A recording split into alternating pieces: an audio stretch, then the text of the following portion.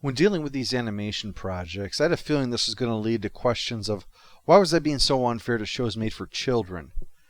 Well, as I said last week with anime, this is the show. The subject matter doesn't change that. And if it's on this show, somebody out there must want it on the show pretty badly. And generally, it's people who like the subject matter, who want it to be treated this way, even if it's poking fun at it in parts. To not do so, I might as well just open up with, this is obviously unsophisticated and stupid, made for someone barely able to get through the commercial break without forgetting what was just happening and only knowing that they need to buy toys and cereal. So yeah, here's another animated series, and I'm going to treat it like any other show. And frankly, it deserves it. Because while this was part of the Disney afternoon lineup, alongside shows like Goof Troop and the one with the warthog and the meerkat from Lion King, that doesn't mean that it didn't demonstrate some sophisticated storytelling techniques, like character evolution and episode-to-episode story development. To not handle it the way everything else is would be to dismiss the work simply for being animated.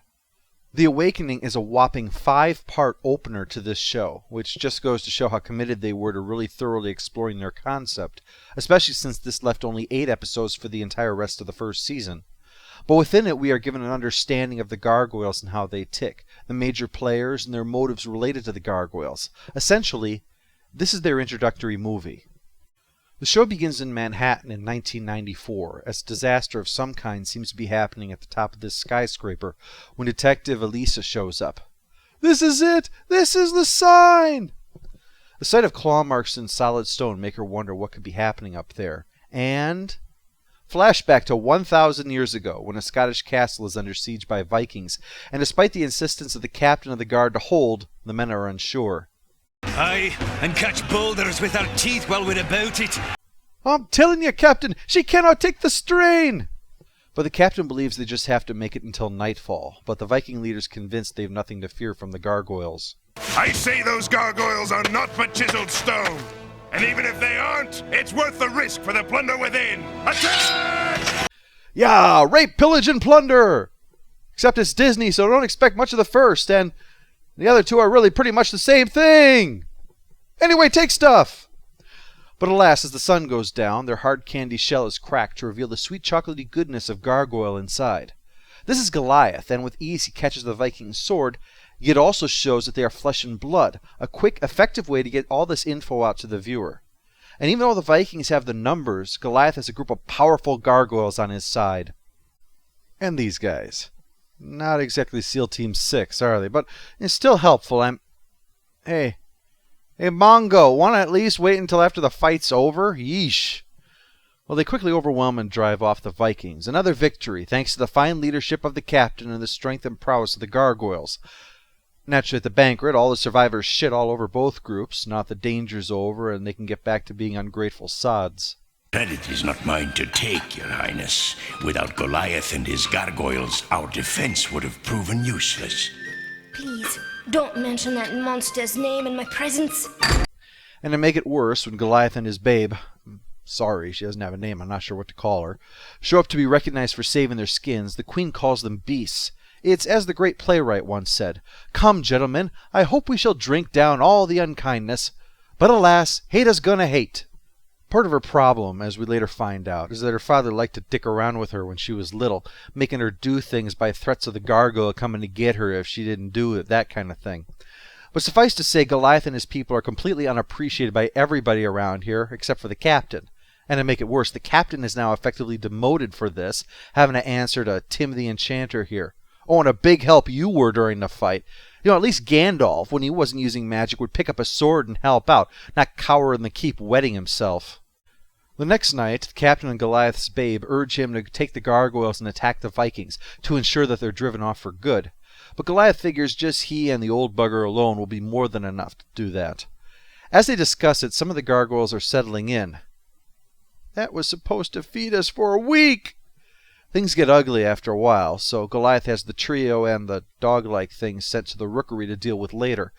But there won't be a later. Someone's betrayed them, working with the Vikings to lure Goliath deeper into the woods so he can't return to the castle before sunrise, when the Vikings attack again. But rather than being Tim the Enchanter, as was hinted at by the editing, it's a bait and switch. The guard captain himself has put up with enough bullshit and helps them conquer the castle. But the betrayer is himself betrayed. The Viking captain insists on destroying the gargoyles. The arrangement had always been that the gargoyles guard the castle by night and the humans guard the gargoyles by day. The captain's betrayal of his people is traitorous, but at least understandable. But for the gargoyles, they put up with even more bullshit than he did and have this happen. Naturally, Goliath's a bit peeved by this. Then we will find them. We will save the humans. And we will have our revenge!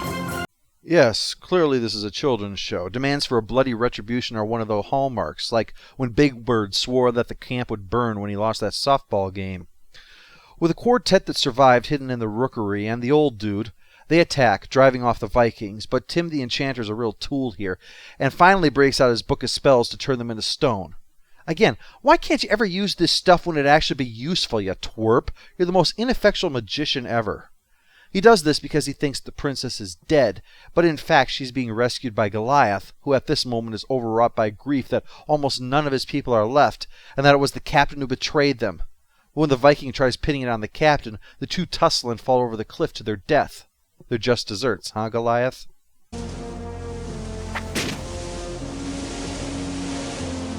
I've been denied everything, even my revenge! It's just me and the 5 others now. Well, at least we'll have each other. Oh, for the love of... Am I just a magnet for bullshit today? Reverse the spell. Bring them back! I cannot! The page with the counterspell was burned! Yeah, of course it was. And being near them's probably giving me herpes or something. God, I hate the Middle Ages. You turned him to stone forever? The terms of the spell were that they would sleep until the castle rises above the clouds. It was meant to be ironic, but... I don't know, it kind of made sense at the time. Anyway, my bad, Goliath. Bygones? They return to the castle, but the people can't stay, so Goliath asks them to take the gargoyle eggs with them. Never fear. We will watch over them as if they were our own. Tell the chef I want omelets all around in 10 minutes. Goliath asks to be placed under the same spell to be with his kin, and somehow the Magus manages not to screw something up for once. 1,000 years later, this guy, Xanatos, the fresh maker, arrives at the castle, giddy with the chance to play on it. You may not remember the economic recovery of the 90s, but it was thanks to numerous actions, including the little-known Howard Hughes Act, which, to encourage spending by companies, they were given massive incentives to engage in the most outlandish and financially ill-advised expenditures possible. It was the most effective and amusing stimulus plan in world history, and Xanatos' contribution to it was to transport this entire castle, brick by brick, and rebuild it all on the top of a skyscraper. Make sure you number all the pieces, guys. It's going to be kind of a bitch to put this thing back together again. Actually, Xanatos has heard of the curse and is now raising the castle above the clouds to awaken all the gargoyles. And sure enough, it works. Thank God, I've had to take a leak since the Renaissance. Xanatos welcomes them and starts to fill them in. I learned about the castle in U6 from an ancient book that recently came into my possession. The Magus who cursed you wrote the whole story down in there. About how you had an accident, so he put this spell on you to make you all better. It's really a moving story of his wisdom and bravery. Xanatos said that he wanted to discover if the story was true, and now that he knows it is, hopes that they can be friends. But even restoring them to life hasn't made the betrayal that, for Goliath, was right before he was going to sleep, any less potent. But before Xanatos could try to convince them, a helicopter drops off a squad and attacks, and whatever the sentry, a gargoyle's duty is to defend his castle. And so begins the submachine guns, the knife fight, and... Don't tase me, bro! That's what caused the brouhaha at the beginning. Xanatos pulled out his sort of, but not really, laser gun, and the bad guys used grenades and tear gas. So despite being outnumbered, they managed to prevail and swipe some stuff before escaping. Still, Xanatos is grateful for the gargoyles' help. Without you and your friends, who knows what those thugs might have done? Someone I once trusted said the same thing to me. And then destroyed my people.